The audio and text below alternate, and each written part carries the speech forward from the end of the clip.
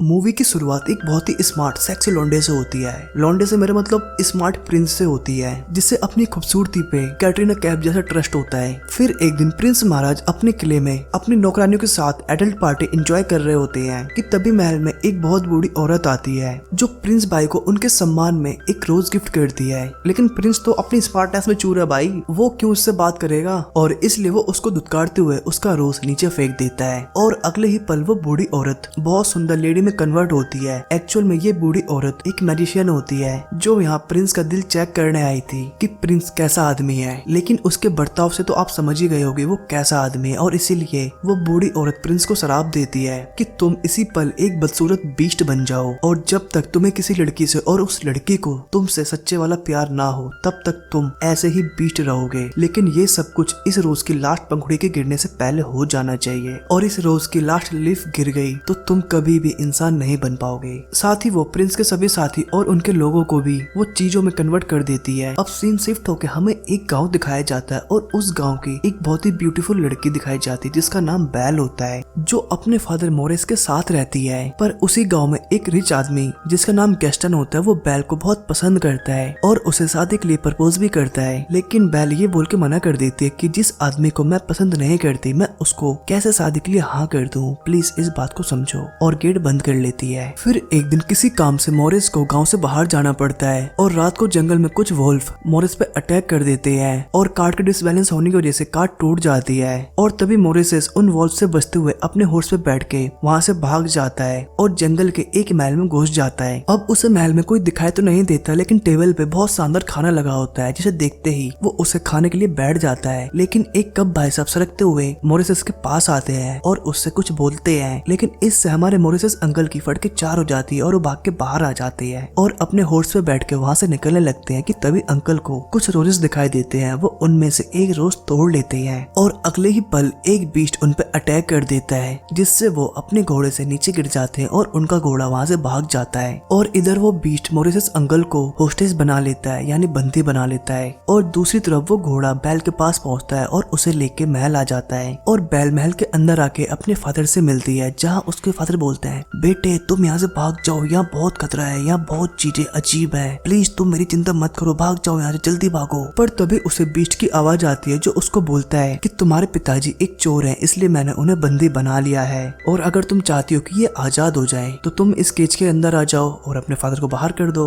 पर जाने से पहले बैल बीस्ट से बोलती है प्लीज मैं आखिरी बार अपने फादर के गले लगना चाहती हूँ। अब बीस्ट बैल की बात मान लेता है और बैल अंदर जाके धोखे से अपने फादर को बाहर धक्का दे देती है और खुद गेट बंद करके अंदर कैद हो जाती है। जिसके बाद वो बीस्ट उसके फादर को महल से बाहर छोड़ आता है। पर जाने से पहले मोरिस अंकल बैल से बोलते हैं बेटे मेरी जान, मैं तुम्हें जल्दी बचाने वापस आऊंगा। फिर थोड़ी देर बाद उस केज का गेट ओपन होता है और कैंडल स्टैंड अंदर जाती है, और उसे बोलता देख बैल काफी डर जाती है और उसके सिर पे स्टूल दे मारती है। पर जैसे तैसे कैंडल स्टैंड खड़ी होती है और बोलती है मैडम जी आप मुझे क्यों मार रही हो, मैं तो बस आपसे बात कर रही हूँ। और तभी क्लॉक भाई साहब भी वहाँ आ जाती है और बोलते हैं बैल मौसी आप गुस्सा ना होइए, आइए हम आपको हमारा राजमहल घुमाते हैं। जिसके बाद कैंडल और क्लॉक बैल को पूरा महल घुमाते हैं, और घूमने के दौरान कैंडल और क्लॉक बैल से बोलते हैं कि तुम इस महल में कहीं भी आ जा सकती हो सिवाय इस महल के वेस्ट विंग साइड के। अब लास्ट में ये दोनों लोग बैल को उसके रूम में ले जाते हैं, जहाँ बैल एक कवर्ड और एक पक्षी से मिलती है। इधर मोरिस अंकल टाउन वापस आके सबको उस बीस्ट और उसके महल के बारे में बताते हैं, लेकिन कोई भी लोग उसकी बातों पे यकीन नहीं करते, इवन उल्टा उस पे हंसते हैं। पर गैस्टन बैल से इसे शादी करने का एक मौका समझता है और वो मोरिस अंकल की हेल्प करने के लिए जंगल में उनके साथ चला जाता है। अब वो बीस्ट बैल को डिनर के लिए बुलाने जाता है, लेकिन बैल उस कमरे से भागने की तैयारी कर रही होती है, इसलिए वो बीस्ट को डिनर के लिए मना कर देती है। अब बीस्ट अपने रूम में जाके उस रोज को देखता है जिसका अब एक और लीफ गिर चुका होता है, जिसपे वो सभी लोग अब और ज्यादा डर जाते हैं और सोचते हैं क्या अब हम दोबारा कभी इंसान बन पाएंगे यार। जिसके बाद टी पोट की पूरी फैमिली बैल को मनाने जाती है और उन्हें चाय पिला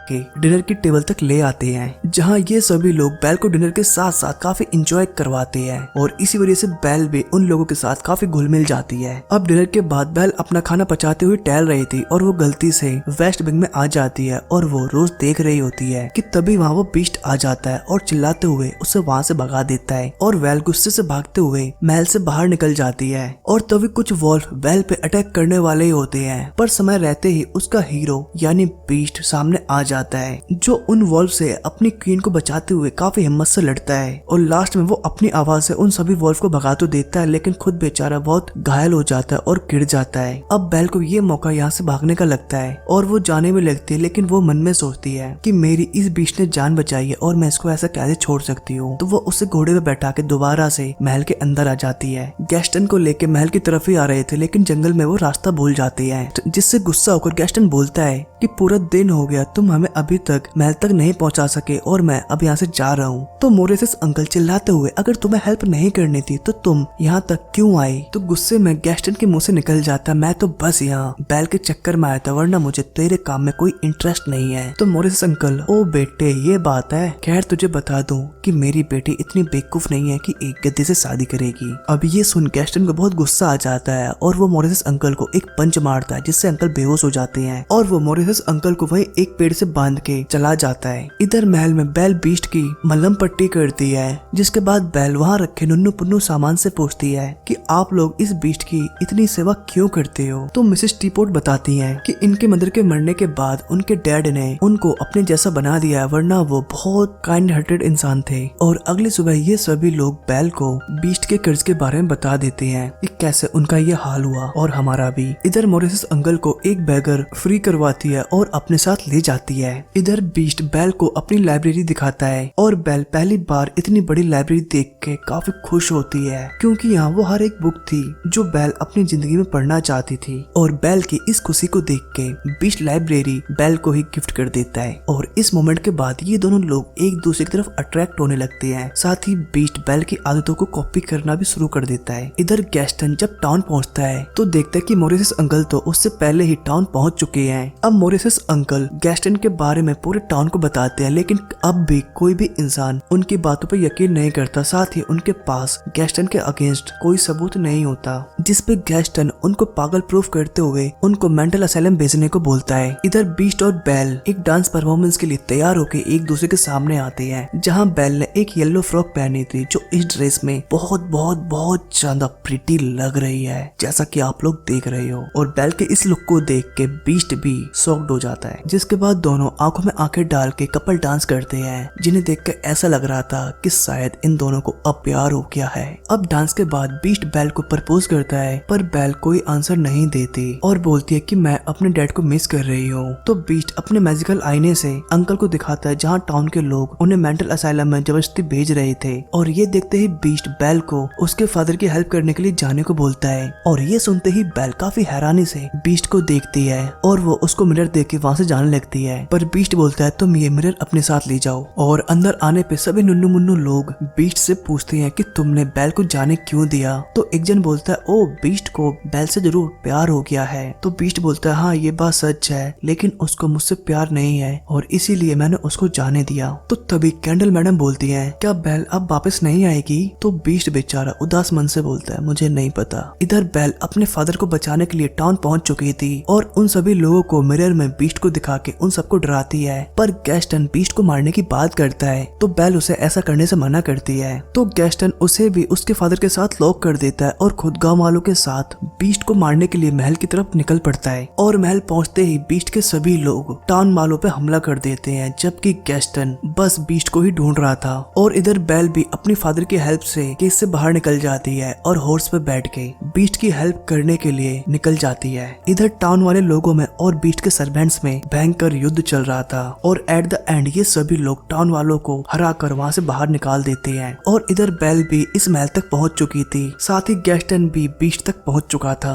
और वो बीस्ट से बोलता है कि मुझे बेल ने भेजा है तुम्हें मारने के लिए, क्योंकि वो तुमसे प्यार क्या कुछ भी नहीं करती। और ये सुन बीस्ट बेचारा अंदर से टूट जाता है और तभी गैस्टन भी उस पे गोली मार देता है और वो छत से नीचे गिर जाता है, लेकिन खुद को जैसे तैसे करके संभाल लेता है। अब गैस्टन बीस्ट पे एक तीर से अटैक करने वाला होता है, लेकिन तभी वहाँ बेल पहुंच जाती और उसे तीर लेके तोड़ देती है। साथ ही वो गैस्टन की गन भी नीचे फेंक देती है, जिसके बाद दोनों लोग जल्दी से गन को उठाने के लिए गन की तरफ भागते हैं। इधर दिल टूटा हुआ आशिक यानी बीस्ट मायूस होकर जा रहा होता है कि तभी बेल आवाज लगाती है और बोलती है, जान मेरी जान, मैंने इन लोगों को बहुत रोकने की कोशिश की थी लेकिन ये लोग नहीं माने। और ये सुनते ही टूटे हुए आशिक का दिल जुड़ जाता है और वो बेल के पास जाने लगता है, लेकिन फिर से गैस्टन बीस्ट पे अटैक कर देता है। लेकिन अब हमारे हीरो में एनर्जी आ चुकी थी और वो गुस्से से खड़ा होता है और गैस्टन को पकड़ कर नीचे फेंकने वाला ही होता है, पर वो उसकी रोती हुई शक्ल देख के उसे छोड़ देता है और एक लॉन्ग जंप मार के अपनी मासूका के पास पहुंच जाता है। लेकिन तभी गैस्टन बीस्ट को दोबारा से गोली मार देता है। वेल बीस्ट ने तो उसकी शक्ल पे तरस खा लिया था और छोड़ दिया था, लेकिन उसका महल उस पे तरस नहीं खाता और उस छत का उतना टुकड़ा टूट जाता है जिस पे गैस्टन खड़ा था, जिससे वो नीचे गिर जाता है और मर जाता है। इधर बेल अपने आशिक को पकड़ के रो रही होती है। साथ ही बेल बीट से अपने प्यार का इजहार करती है और वो 3 मैजिकल वर्ड बोलती है जिसे सुनने के लिए हर लौंडा पागल रहता है कि बस उसके जीएफ उसका क्रश एक बार उससे ये वर्ड बोल तो दे, वो खुशी खुशी उसके लिए कुछ भी कर सकता है। और यही हाल हमारे बीस्ट भाई का था। और तभी उस रोज का लास्ट लीफ गिर जाता है और बीस्ट बिल्कुल चुप हो जाता है और वहाँ की सारी चीज भी बिल्कुल शांत हो जाती है और जो हमारे नुन्नू पुन्नू भाई साहब भाई बहन थे वो सभी चीजें दोबारा से लॉक्ड हो जाती हैं। और एक बार दोबारा से बेल बीस्ट को हक करते हुए आई लव यू बोल देती है और किस करने लगती है। और तभी वहाँ एनसेंट्रस आ जाती है जो रोज को दोबारा से नॉर्मल कर देती है और इस तरह प्रिंस का शराब भी तोड़ देती है और अब प्रिंस अपने रियल रूप में वापस आ जाता है। फिर ये दोनों लोग एक दूसरे को देख के काफी खुश होते हैं और एक शानदार किस करते हैं और ये शराब खत्म होने की वजह से इस महल के सभी लोग मतलब नुन्नू मुन्नू भाई साहब अपने असल रूप में आ जाते हैं और इस तरह इस मूवी का एंड हो जाता है। सो थैंक्स फॉर वॉचिंग दोस्तों।